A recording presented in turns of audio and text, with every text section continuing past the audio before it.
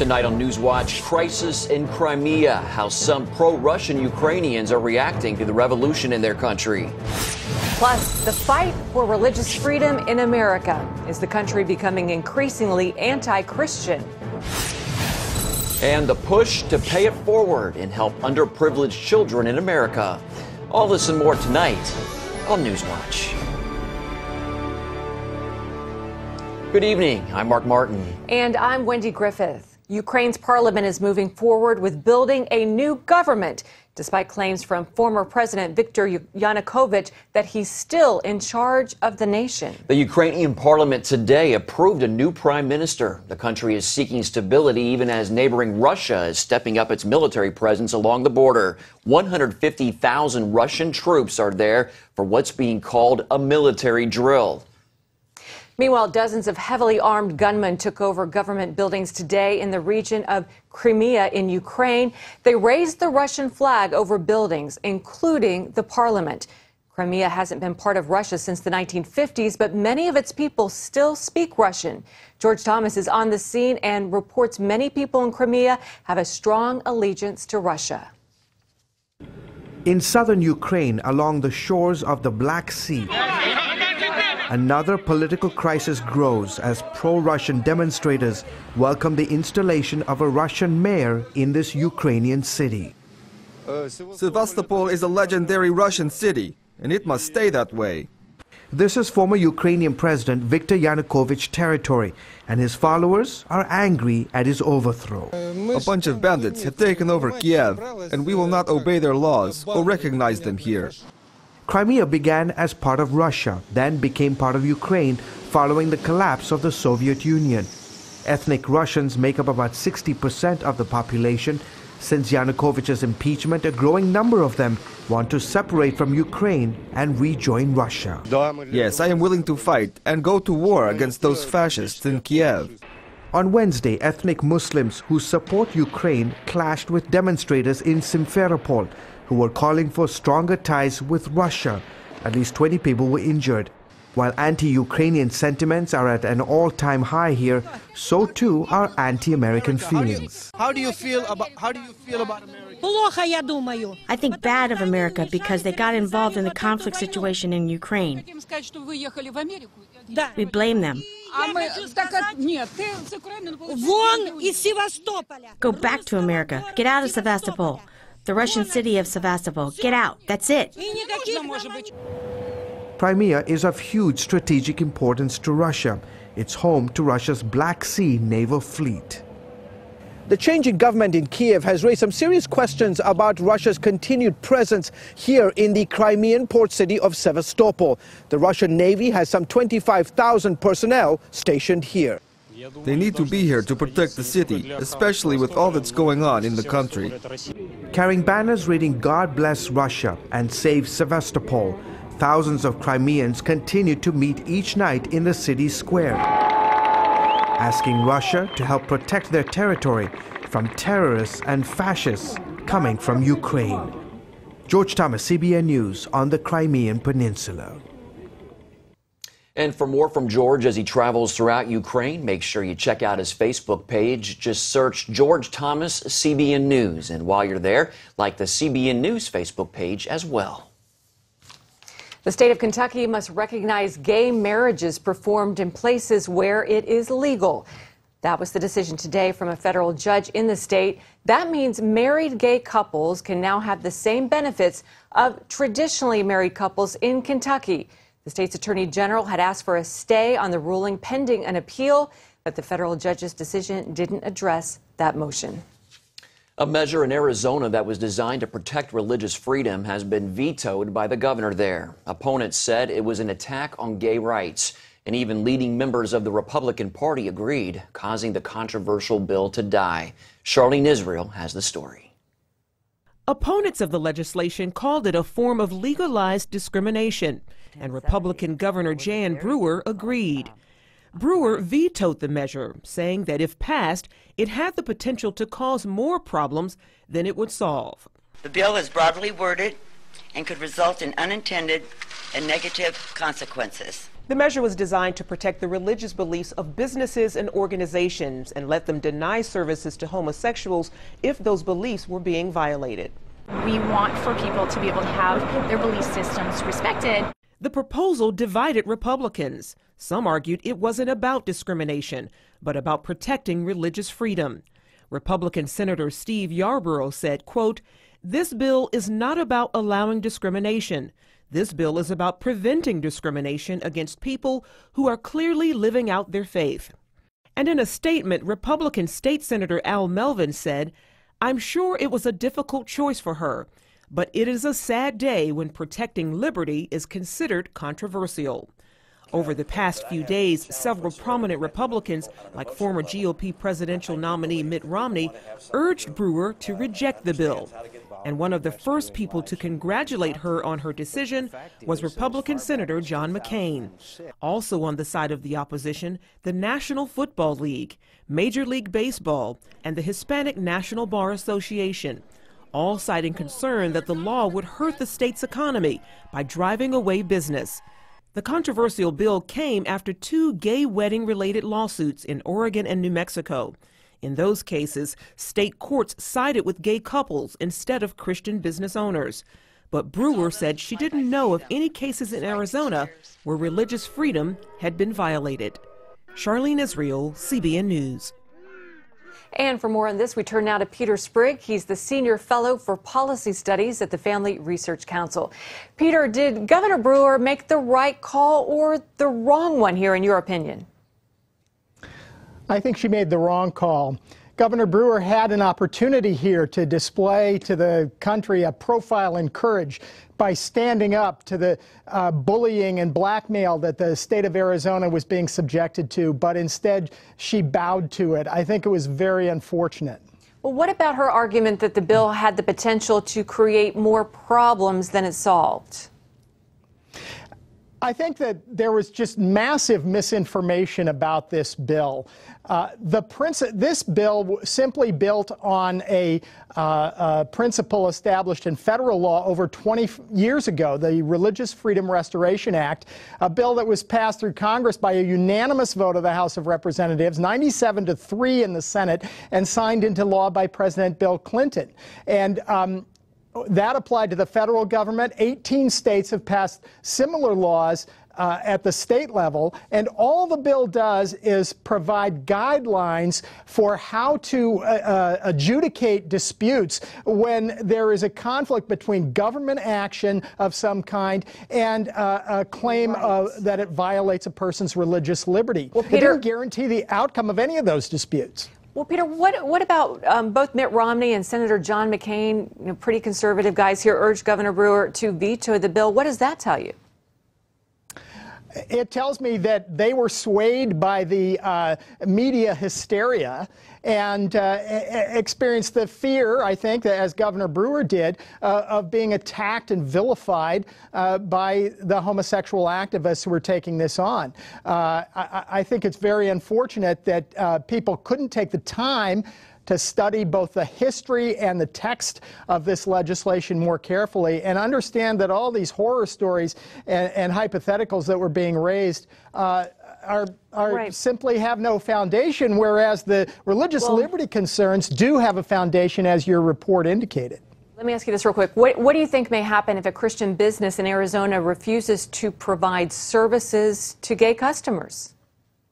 Well, the ironic thing is that the Arizona law allows that right now because sexual orientation is not a protected category under civil rights laws in Arizona, either in employment or public accommodation. So the law right now allows people to refuse service to homosexuals for any reason or for no reason at all, whereas this proposed law would have actually set up a high bar requiring them to demonstrate that it was based on religious belief, that belief was sincere, and that the government action created a significant burden upon their sincere religious belief. So it's very ironic that this law actually would have provided greater opportunity for people to overcome the religious objections of some people. Okay, Peter Sprigg, thanks so much for being with us.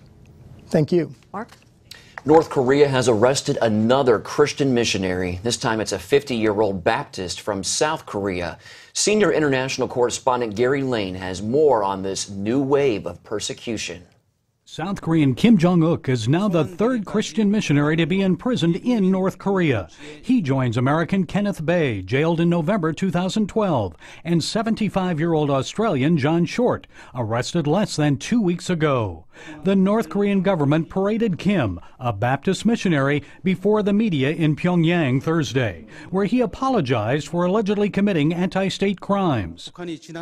I was thinking of turning North Korea into a religious country and destroying its present government and political system. Eric Foley heads up the Colorado-based mission Seoul, USA. He says the North Korean regime intends to use the 3 imprisoned missionaries as bargaining chips to secure concessions from the West. This is the beginning of what I think will be a sustained effort on the part of North Korea to try to achieve a certain kind of aid and a certain kind of understanding with populations around the world that they believe to be sympathetic. They want to focus off of North Korea's own anti-Christian policies and onto the actions of these men. That's a misplaced perspective. The North Korean Constitution guarantees religious freedom, so if charges are officially announced, Christians are often falsely accused of spying or committing crimes against the state. It should not be possible to claim both that there's freedom of religion in North Korea and that these men did something deceitful. What they did was very basic, which was the sharing of their faith. Still unclear is the kind of punishment Kim Jong-uk will face. He said he agreed to hold the press conference because he wanted his family to know he was okay. And while Kenneth Bae is reportedly ill, he continues to serve a 15-year sentence in a North Korean labor camp. Still unknown is the status of Australian John Short. Are these missionary arrests indicative of a new wave of persecution? This is not a new war on Christians. This is simply the West being able to see what North Korean underground Christians have always known, which is that the Christian faith is not welcome in any form in North Korea. They have demonstrated once again that there is no backdoor for the gospel into North Korea. The only way the gospel can advance is at great personal cost. And so let's pray that God finds them faithful at this point in their imprisonment. Gary Lane, CBN News. Coming up, food label overhaul, how changing packaging could change the way you eat.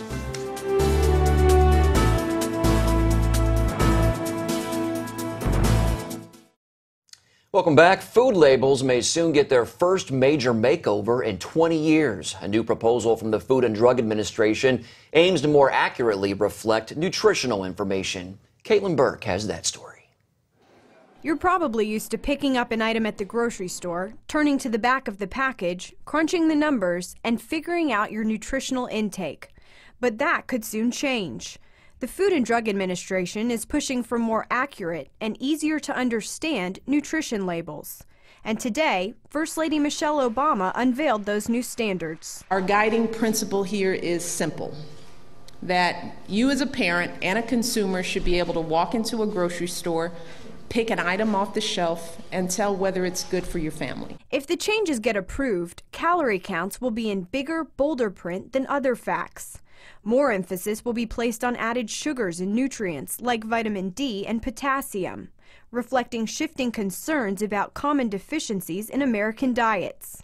Another major change, serving sizes. They'll fall more in line with the portions people actually eat. The old label was based on what people were actually eating, but 50 years ago. So things have changed. Portion sizes have gotten much, much larger. Food and drink that are consumed in one sitting will be labeled as single servings. For example, a serving of ice cream would rise from half a cup to a full cup, and a 12-ounce or 20-ounce bottle of soda will now be considered one serving. So consumers will know just how many calories they're actually drinking. If the new label proposals are adopted, it'll cost food companies about $2 billion, but they'll have a few years to comply with the new standards. Caitlin Burke, CBN News. The obesity rate among very young children dropped sharply in the last decade, according to a study from the Centers for Disease Control. 10 years ago, 14% of children from ages 2 to 5 were obese. Now, good news, it's down to 8%. That's a decline of 43%. But the drop-off was seen in only preschool-age kids, not in older children. Up next, how mentors are stepping up to help fatherless kids across the country.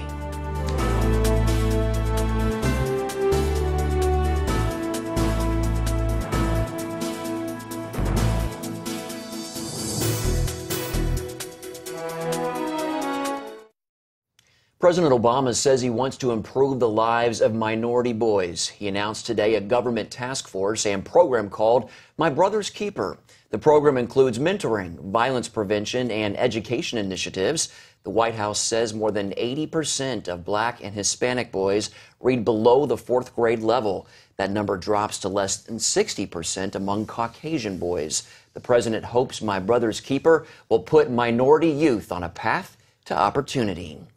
And the program comes as America is facing a crisis, the gradual disappearance of the traditional family. Yeah, we're seeing more and more single-parent families, but as Ephraim Graham explains in tonight's Focus Report, people are working to turn that situation around by reaching out to kids. The nation's crime blotters are packed with examples. In Baltimore, police arrest 2 18-year-olds for murder and robbery. In Chicago, officers lock up an 18-year-old and 20-year-old for shooting and killing a 15-year-old girl.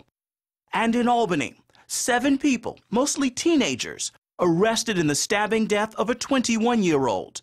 That's just 3 cases, 11 young suspects, and criminal defense attorney Tim Anderson says most are likely to share one painful reality. You can see the pattern starting at the very, very beginning stages in these men's lives. You see it in every one of the reports of these people I deal with. No father, no father, no father. A parenting crisis, absolutely. Some studies suggest 85% of young people in prison come from fatherless homes, and those homes are on the rise. There are more than 12 million single-parent families across the country, with more than 80% of them headed by single mothers. You can't blame a single mom. If she has 3 kids, she's working 4 jobs to keep her house afloat. Can't blame her.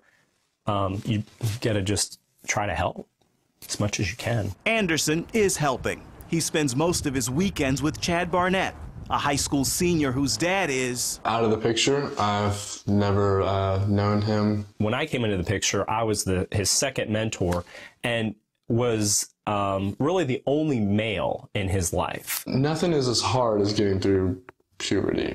Then once you're through that, everything else seems little. So yeah, he's definitely helped me through a lot. In 5 years, the pair has grown closer than brothers. Chad even works in Tim's law office after school. Tim probably could have told himself, you know, I don't have the time, but he did make the time for me. And I think for anybody, it's possible to make the time. It's just about how badly you want to help someone. It's doable, and it's the way that we're really going to change the entire, I think, face of this nation. Susan Taylor is the former editor of the groundbreaking Essence magazine that's delivered inspiration to millions of Black women. After 37 years, she left that platform to start another, National Cares Mentoring. Its mission, inspire people to take the time to mentor a child. 80% of Black 4th graders are reading below grade level, and 56% are functionally illiterate.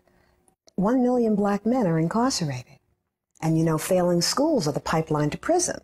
So mentors stepping into that space create, oh my gosh, mentoring is just transformative. National Cares is on the ground in more than 50 cities across the country and growing.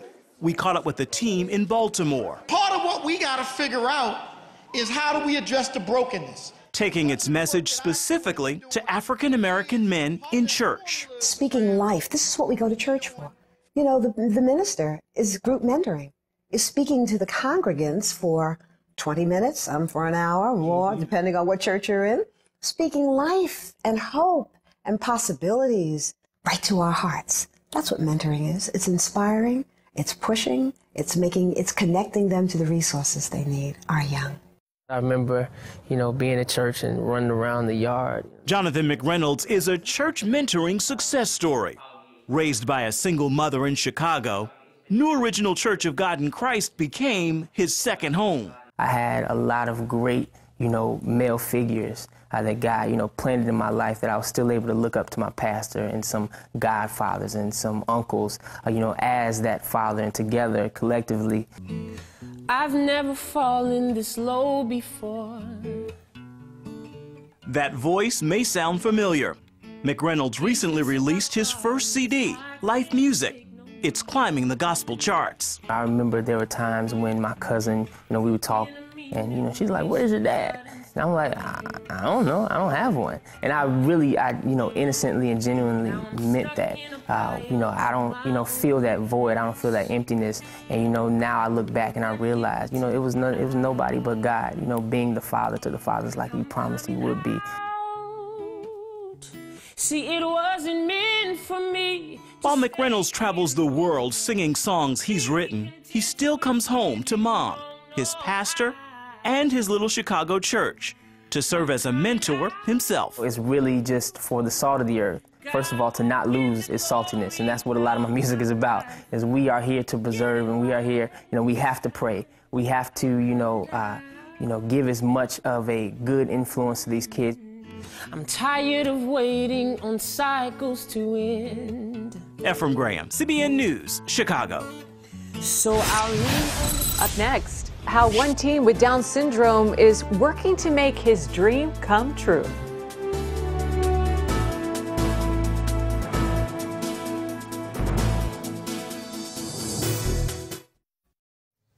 Chris Riley is one of 400,000 Americans with Down syndrome. Every day, he faces the challenges of his disability. But on Saturday, he was just a wrestler, and all eyes were on him as he competed in the Vermont JV Championships. Well, I am kind of nervous at first, but not really too nervous. I was like, whoa, I wasn't expecting him to have a really good shot like that. As a coach, we always want to see our kids grow, and we want to see them improve. And it doesn't matter where they start, we want to see them end at a higher level. And for Chris, it's really obvious how much he's grown.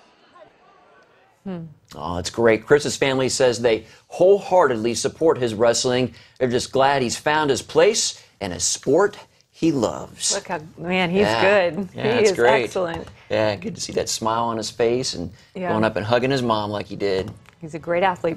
Well, that's going to do it for this edition of NewsWatch. Remember, you can email us your comments and questions at newswatch@cbn.com. Hope you'll join us next time. Good night.